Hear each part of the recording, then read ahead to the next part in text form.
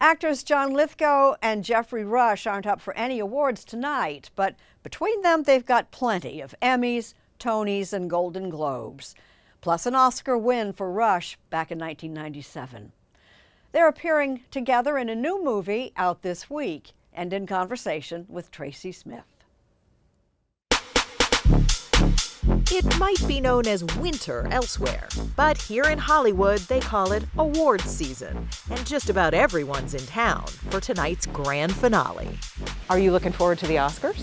Yes, I haven't been to the Oscars in years.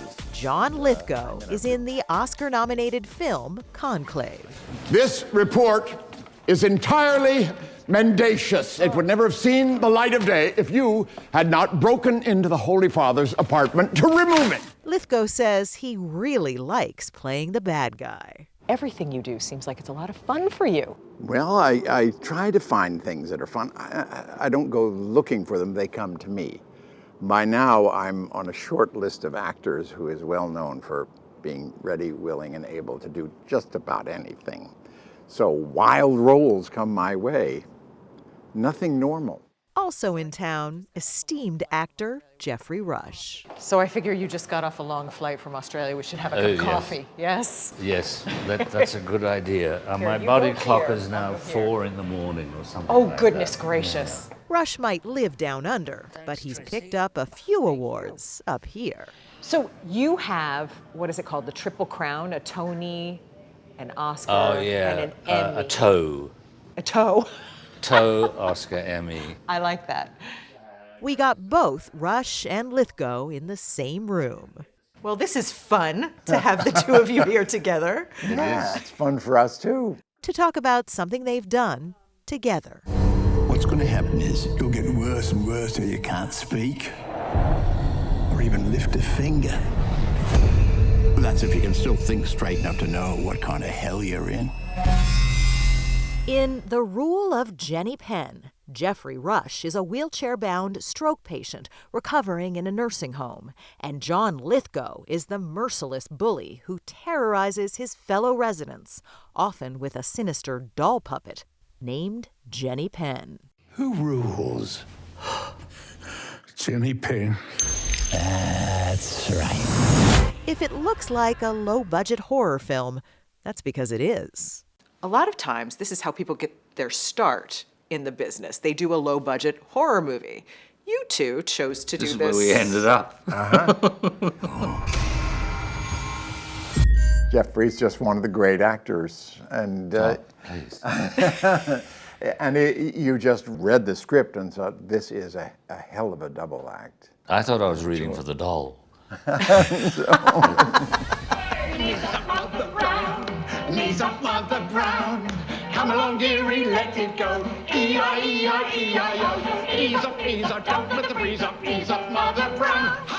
Lithgow's character starts out as merely sinister and quickly graduates to terrifying. It's the classic horror film villain, and for Lithgow, a role with teeth. Typical Johnny said, I've had some teeth made. And I thought, you're my kind of actor. Because really, you know, the first time I saw the face, I just went, this guy is creepy. Look, we're in the impact business. You're either after making people laugh, cry, or scream out in terror. And this was scream out in terror time, with deep feeling sort of invested in it. I was a tight end with the Philadelphia Eagles. Number 90, Robert Muldoon. Oh, yeah. I had a great pair of hands. Yes, you did. John Lithgow's been evoking deep feelings for more than half a century. But before he was the acclaimed movie star, he was the acclaimed stage actor, the guy in David Story's play The Changing Room, who made winning a Tony Award look easy. It's your Broadway debut, Yeah, and 2 weeks in, that's you right. win a Tony. I think I must have the record for the quickest wind sprint from Broadway debut to a Tony Award. Geoffrey Rush has a similar story. He also won a Tony for his Broadway debut, 2009's Exit the King.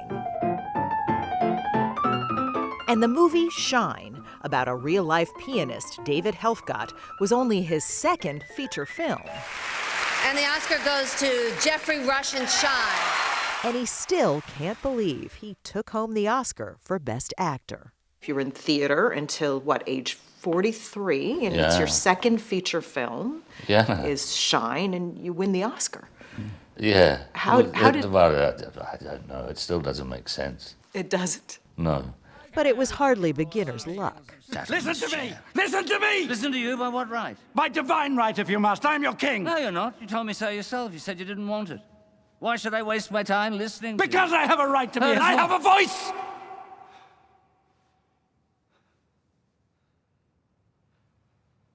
Yes, you do.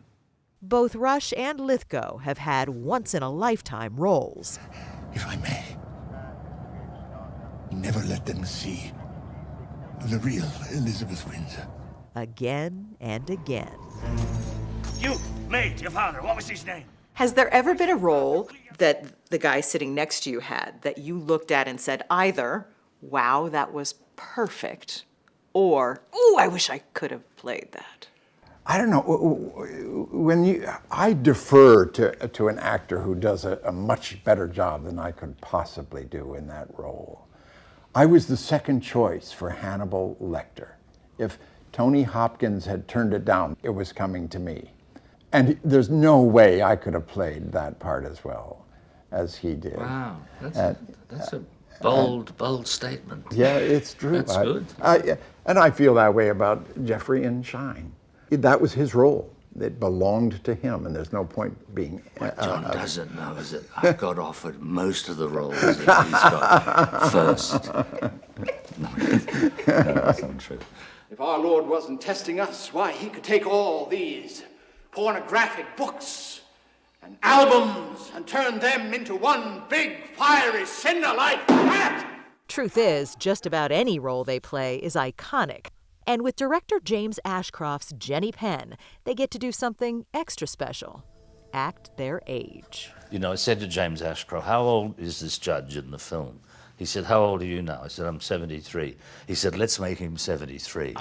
And that's the first time I played my own age without all this stuff. You know, Geoffrey and I have the great advantage of having grown to a certain age where we are each other's only competition. You get these great old man roles dealing with big issues like mortality and facing the loss of your own viability and loss of your own cognition. You know, it's been a blessing. I mean, my career has sort of aged along with me. And who would have believed I would still be going strong at this point?